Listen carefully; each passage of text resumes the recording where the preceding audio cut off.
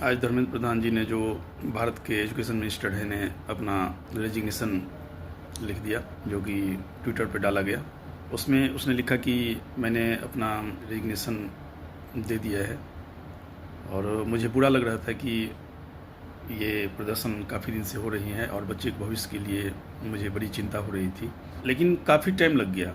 इस रेजिग्नेशन को आने में काफ़ी समय लग गया और उनके विरुद्ध काफ़ी लोग आक्रोशित थे और आंदोलन चल रहा था दिल्ली की जंतर मंतर पर। पहले सोनम वांगचुक जो कि लद्दाख से बिलोंग करते हैं, उसने हंगर स्ट्राइक किया वहाँ पे 24 दिनों तक, और साथ में साथ कॉकरोच जनता पार्टी जो कि एक नई पार्टी बनी है ने ज्वाइन किया। वहाँ पे देखा गया कि पुलिस ने अपना बल प्रयोग भी किया, सभी बॉर्डर को बंद कर दिया गया लोगों का आने जाने के लिए जो कि आंदोलन में शामिल होने जा रहे थे। लाठीचार्ज भी किया गया। काफ़ी कुछ वहाँ को देखने को मिला, लेकिन आंदोलन अनवरत चलता रहा, आंदोलन खत्म नहीं हो पाया। ये सबसे बहुत बड़ी बात है। लोग लाठी खाने के लिए तैयार थे, लोग मर मिटने के लिए तैयार थे, लेकिन धर्मेंद्र प्रधान जी के इस्तीफे से कम उनको कुछ भी नहीं चाहिए था। उनको चाहिए था कि धर्मेंद्र प्रधान का इस्तीफा किसी भी कीमत पर होना चाहिए। बाद में सोनम वांगचुक जो मुख्य प्रदर्शनकारी थे उनको वहाँ से उठा लिया गया और हॉस्पिटल ले जाया गया, वहाँ पे उनका ट्रीटमेंट चला। उसके बाद उसने अपना अनशन तोड़ दिया, लेकिन जो लोगों में आक्रोश था उसके बाद भी वो कुछ कम नहीं हुआ और आंदोलन चलता रहा। सरकार का भी बयान कितने बार आया उस पर कि हम बात करने के लिए तैयार हैं, वहाँ के प्रदर्शनकारी अपना प्रतिनिधि भेजे हमसे बात करे, लेकिन फिर भी उसका समाधान कुछ भी नहीं निकला। आंदोलनकारी का यही डिमांड था कि शिक्षा मंत्री के इस्तीफे से कम कुछ भी नहीं हमें चाहिए। इसकी शुरुआत हुई कैसे और इतना ये आंदोलन उग्र कैसे हो गया? धर्मेंद्र प्रधान जी जो कि शिक्षा मंत्री थे उसके अगेंस्ट में। देखिए, इससे पहले भी एक बार नीट पेपर लीक हुआ था, जो कि मेडिकल एंट्रांस लेती है।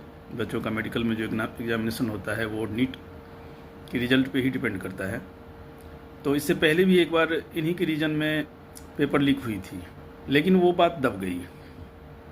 उसके बाद इसी मंत्री के द्वारा शिक्षा में सुधार के नाम पर एक यूजीसी कानून लाया गया। शुरू में तो ये कहा गया कि इसमें से शिक्षा का सुधार होगा, लेकिन जब लोगों ने इस कानून को समझा तो समाज के एक सेक्शन के प्रति इसमें न्याय संगत प्रावधान नहीं था, तो लोगों में इनके प्रति एक अलग भावना हो गई। उनको ये लगा कि ये मंत्री ऐसे कैसे कर सकता है किसी सेक्शन के प्रति, और वहीं से मोदी सरकार के प्रति लोगों में नाराज़गी शुरू हो गई और ये पूरे देश लेवल पे चली गई। लोगों ने काफ़ी आंदोलन करने की भी कोशिश की, हर एक राज्य में कहीं न कहीं इसके अगेंस्ट में बातें बोलनी शुरू हो गई और वहाँ से धर्मेंद्र प्रधान जी का ग्राफ नीचे जाना शुरू हो गया।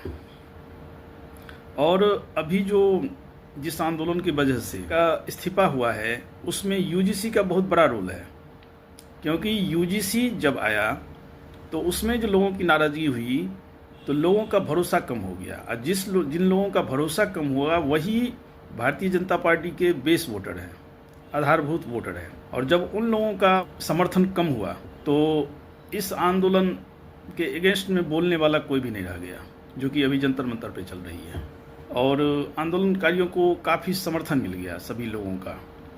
हालांकि जो नीट पेपर लीक हुआ उसमें हर एक परिवार के लोगों में आक्रोश था, चाहे उनके परिवार से नीट का कोई बच्चा एग्ज़ाम दिया हो या न दिया हो, क्योंकि ये हर एक परिवार से जुड़ती है। और ऐसा मुद्दा हो गया कि ये बार बार एक ही मंत्री के अधीन पेपर लीक का मामला सामने आ रहा है। बहुत सारे बच्चों ने आत्महत्या कर ली, तो समाज में एक आक्रोश आ गया कि ये व्यक्ति अपने रिस्पॉन्सिबिलिटी को क्यों नहीं समझ रहा है, इतने बड़े ओहदे पर जा कर के अपनी जिम्मेदारियां निभा नहीं रहे हैं। तो वहाँ से इनके प्रति निगेटिविटी शुरू हो गई और वही कारण बन गया अंत में जाकर के जो आज इनको इस्तीफा देना पड़ गया। और ये इस्तीफा साधारण नहीं है, ये इस्तीफा एक तरह से भारतीय जनता पार्टी को किले ध्वस्त होने जैसा है। जैसे लग रहा है कि इनका एक किला फतह कर लिया गया है किसी के द्वारा, और ये इन सरकार पर बहुत भारी पड़ेगी। हालांकि अकाउंटेबिलिटी हर एक मंत्री का होना चाहिए। यदि आप अकाउंटेबिलिटी से काम नहीं करते हैं तो उनका रेजिग्नेशन निश्चित रूप से ले लिया जाना चाहिए। बहुत सारे डेमोक्रेटिक कंट्री में, जैसे कि यूरोप, जापान, यूएसए, यदि मंत्री सही से काम नहीं करते हैं और ऐसी स्थिति हो जाती है कि चीज़ संभलने वाला नहीं है, तो उनका रेजिग्नेशन मांग लिया जाता है। इस केस में सरकार ने सामने आकर के रेजिग्नेशन धर्मेंद्र प्रधान जी से नहीं मांगा। अंदरूनी बात क्या हुई वो अलग मैटर है। धर्मेंद्र प्रधान जी ने खुद अपना रेजिग्नेशन ट्विटर पे डाला है। अभी तक हालांकि एक्सेप्ट नहीं हुआ है उनका रेजिग्नेशन, लेकिन एक्सेप्ट होगा ही, क्योंकि यदि एक्सेप्ट नहीं होगा तो ये आंदोलन और भी खतरनाक हो सकता है। 11-12 सालों में पहली बार भारतीय जनता पार्टी का कोई नेता ने इस्तीफा दिया है। यानी कि भारतीय जनता पार्टी में ऐसा ट्रेंड नहीं था कि कोई मंत्री गलती करे और इस्तीफा भी दे दे या इस्तीफा मांग लिया जाए, ऐसा अभी तक नहीं हो रहा था। लेकिन इस आंदोलन ने दिखा दिया कि यदि आप काम सही से नहीं करते हैं या अपनी जिम्मेदारियां नहीं निभाते हैं तो आपको रेजिग्नेशन देना पड़ सकता है। आपको कोई नहीं बचा सकता। लोग खड़े हो जाएंगे, छात्र खड़ा हो जाएंगे, समाज के लोग खड़ा हो जाएंगे आपके अगेंस्ट में, और किसी भी कीमत पर आपको रेजिग्नेशन देना ही पड़ेगा। लोगों को समझ में आ गई है कि सरकार अपनी जिम्मेदारियां से हट नहीं सकती है। हम वोट देते हैं, हमारी वोट की कुछ कीमत है, और यदि उस वोट की कीमत को नहीं निभाया जाएगा तो हम उससे रेजिग्नेशन मांगेंगे। सरकार को डर होना चाहिए। यदि सरकार में डर नहीं रहेगा, यदि सत्ता पक्ष को डर नहीं रहेगा किसी बात का, तो मनमाना करता रहेगा। ये आदमी का नेचर है। यदि उनको लग जाता है कि हमारे ऊपर किसी का हाथ है या हमें कोई प्रभावित नहीं कर सकता है, तो अपने मन से वो जो मन होगा वो करेगा। तो ये ज़रूरी है कि कुछ उन पर ऐसा प्रेशर रहे जो उनको लगे कि हम यदि सही से काम नहीं करेंगे, मंत्रालय को ले लिया जा सकता है।